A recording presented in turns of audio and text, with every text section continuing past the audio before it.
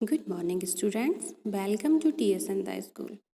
बच्चों, आज हम कक्षा 5 की हिंदी पाठ्य पुस्तक नीलमणि का पाठ 1 पढ़ेंगे, जिसका शीर्षक है कदम का पेड़। कदम का पेड़ सुभद्रा कुमारी चौहान द्वारा लिखित एक सुप्रसिद्ध कविता है। इस कविता में सुभद्रा जी ने एक बालक की मन की इच्छा को चित्रित किया है, जो कन्हैया की तरह बनना और उनकी ही तरह कदम के पेड़ पर खेलना और शरारतें करना चाहता है। तो बच्चों, आज हम इस पाठ को शुरू करते हैं। यह कदम का पेड़ अगर माँ होता यमुना तीरे, मैं भी उस पर बैठ कन्हैया बनता धीरे धीरे। ले देती यदि मुझे बांसुरी तुम 2 पैसे वाली, किसी तरह नीचे हो जाती यह कदम की डाली। इसमें जो बच्चा है वो अपनी माँ से कहता है कि माँ, वो अपनी ख्वाहिशें बता रहा है माँ को कि मैं क्या करना चाहता हूँ।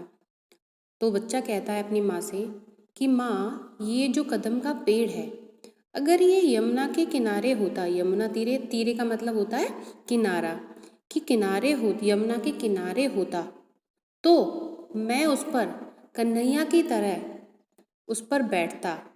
और आगे बोलता है, और तुम मुझे 2 पैसे वाली एक छोटी सी बांसुरी दिला देती।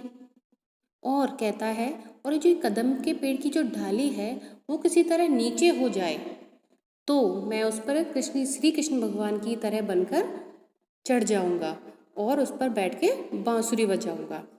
तुम्हें नहीं कुछ कहता पर मैं चुपके चुपके आता, उस नीची डाली से अम्मा ऊंचे पर चढ़ जाता। वहीं बैठ फिर बड़े मजे से मैं बांसुरी बजाता, अम्मा अम्मा कह वंशी के स्वर में तुम्हें बुलाता। आगे बच्चा बोलता है, तुम्हें नहीं कुछ कहता पर मैं चुपके चुपके आता। बच्चा बोल रहा है कि माँ, मैं आपको कुछ नहीं कहता, मैं तुम्हें कुछ नहीं कहता, लेकिन मैं छुप छुप के आता। और जो कदम के पेड़ की जो डाली है जो नीचे हो गई है, उस डाली से मैं उस पेड़ पर चढ़ जाता और वहीं बैठ फिर बड़े मज़े से मैं बांसुरी बजाता। और फिर बड़े आनंद के साथ मैं उस पेड़ पर बैठकर आनंद के से बांसुरी बजाता। अम्मा अम्मा कह वंशी के स्वर में तुम्हें बुलाता। और जब मैं वंशी बजाता तो उसमें से अम्मा अम्मा के स्वर निकालता और तुम्हें बुलाता। सुन मेरी वंशी को माँ, तुम इतनी खुश हो जाती, मुझे देखने काम छोड़कर तुम बाहर तक आती। तुमको आता देख बांसुरी रख मैं चुप हो जाता, पत्तों में छिपकर धीरे से फिर बांसुरी बजाता। बच्चा जो शरारतें करना चाहता है, उसके मन में जो शरारतें करने की जो इच्छा है, वो उन सारी चीज़ों को अपनी माँ को बता रहा है। आगे बोलता है, सुन मेरी बंसी को माँ, जब मैं अपनी बंसी से माँ का स्वर निकालता तो तुम उस बंसी की धुन को सुनकर बहुत खुश हो जाती और सारे काम को छोड़कर तुम बाहर मुझे देखने आती कि मुझे कौन बुला रहा है। तुमको आता देख बांसुरी रख मैं चुप हो जाता। बच्चा बोलता है कि माँ, जब मैं पेड़ पर से देखता कि तुम मुझे देखने आ रही हो, तो मैं अपनी बांसुरी को रख देता और चुप हो जाता। पत्तों में छिपकर धीरे से फिर बांसुरी बजाता। और फिर मैं कहीं पेड़ के जो पत्ते हैं उनमें छुप जाता और छुपकर ही धीरे से बांसुरी को बजाता। गुस्सा होकर मुझे डांटती कहती नीचे आ, पर मैं नहीं उतरता हंसकर कहती मुन्ना राजा। नीचे उतरो मेरे भैया तो मैं मिठाई दूंगी, नए खिलौने माखन मिश्री दूध मलाई दूंगी।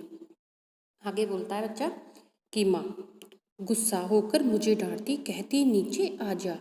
कहती कि माँ, जब मैं आपको दिखाई नहीं देता तो आप गुस्सा हो जाओगी और मुझसे डांट कर कहोगी नीचे आ जा। पर जब मैं नहीं उतरता और आप फिर तुम देखोगी कि मैं नीचे नहीं उतर रहा हूँ, तो तुम मुझे प्यार से कहती कि हे मुन्ने राजा, मेरे बेटे नीचे उतरो, मेरे भैया नीचे आ जाओ। और उसको प्रलोभन, फिर कहता कि तुम मुझे प्रलोभन दोगी, कैसे?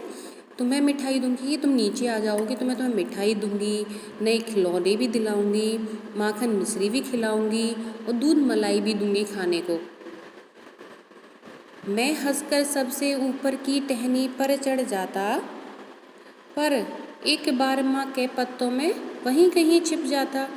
बहुत बुलाने पर भी माँ जब मैं नहीं उतर कर आता, तब माँ का हृदय बहुत विकल हो जाता। आगे बच्चा बोलता है, मैं हंसकर, उसके बाद जब तुम मुझे कहोगे कि मैं तुम्हें मिठाई दूंगी, खिलौने दूंगी, फिर भी इन बातों को अनदेखा करके मैं हंसता और उससे भी ऊपर वाली टहनी पर जाकर बैठ जाता।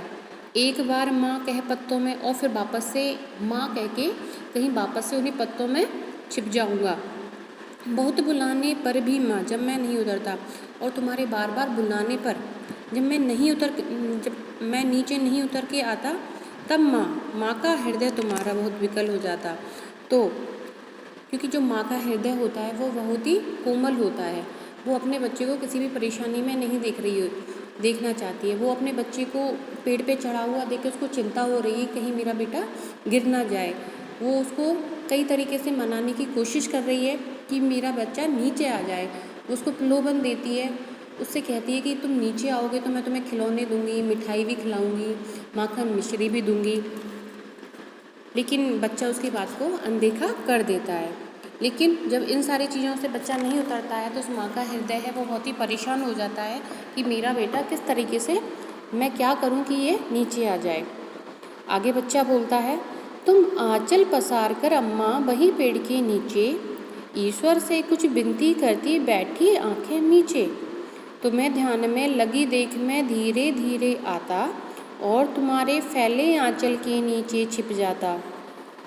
आगे बच्चा बोलता है कि माँ, आंचल होता है साड़ी का पल्लू, को पसार कर अम्मा तुम उस पेड़ के नीचे बैठ जाओगी परेशान होकर, क्योंकि बच्चे को बुला रही है लेकिन बच्चा नहीं आ रहा, तो माँ परेशान हो गई है और वहीं उसी पेड़ के नीचे वो अपने आंचल को पसार के बैठ जाती है और अपनी आंखें बंद करके ईश्वर से कुछ प्रार्थना करती है कि मेरे बेटे को नीचे उतार दो। तो मैं ध्यान में लगी देख मैं धीरे धीरे, बच्चा बोलता है कि जब माँ मैं तुमको देखता कि तुमने अपनी आंखें बंद करके ईश्वर के ध्यान में लगी हुई है, तो मैं पेड़ से धीरे धीरे उतर कर आता और तुम्हारे फैले आंचल के नीचे छिप जाता, और जो तुम्हारा आंचल फैला हुआ है उसमें आके मैं छिप जाता। तुम घबराकर आँख खोलती, फिर तुम खुश हो जाती जब अपने मुन्ने राजा को गोदी में ही पाती। इसी तरह कुछ खेला करते हम तुम धीरे धीरे, माँ कदम का पेड़ अगर यह होता यमुना तीरे। आगे बच्चा बोलता है कि जब माँ मैं धीरे धीरे उतर कर तुम्हारे आंचल में आकर छिप जाऊँगा तो तुम घबराकर अपनी आंखें खोलोगी, और उसके बाद फिर जब तुम मुझे देखोगी तो तुम बहुत प्रसन्न हो जाओगी, बहुत खुश हो जाओगी जब अपने मुन्ने राजा को गोदी में ही पाती। क्योंकि एक हर माँ यही चाहती है कि उनका बच्चा उसके पास ही रहे, उसकी आँखों के सामने ही रहे। और वो कहती है कि हर माँ यही चाहती है कि उसका बच्चा उसके पास ही रहे। और फिर बच्चा कहता है, और माँ तुम मुझे अपनी गोदी में बिठा लोगी। इसी तरह कुछ खेला करते हम तुम धीरे धीरे। बच्चा बोलता है कि माँ मेरी यही अभिलाषा है, मेरी यही इच्छा है कि मैं इसी तरीके से तुम्हारे साथ खेलूं। माँ कदम का पेड़ अगर यह होता यमुना तीरे, अगर माँ यह कदम का पेड़ यमुना के किनारे होता तो मैं तुम्हारे साथ श्री कृष्ण भगवान की तरह बनकर खेलना चाहता। तो बच्चों, ये कविता आपको समझ में आ गई होगी और इसको पढ़कर आपको बहुत ही आनंद आया होगा कि किस तरीके से एक छोटे बच्चे की क्या इच्छा होती है, उसकी क्या अभिलाषाएं होती है। शायद तुम्हारे मन में भी बहुत सारी अभिलाषाएं, बहुत सारी इच्छाएं होती होंगी, तुम भी डिफरेंट टाइप से खेलना चाहते होंगे। ठीक है बच्चों, तो आज इसको हम यहीं समाप्त करते हैं। धन्यवाद।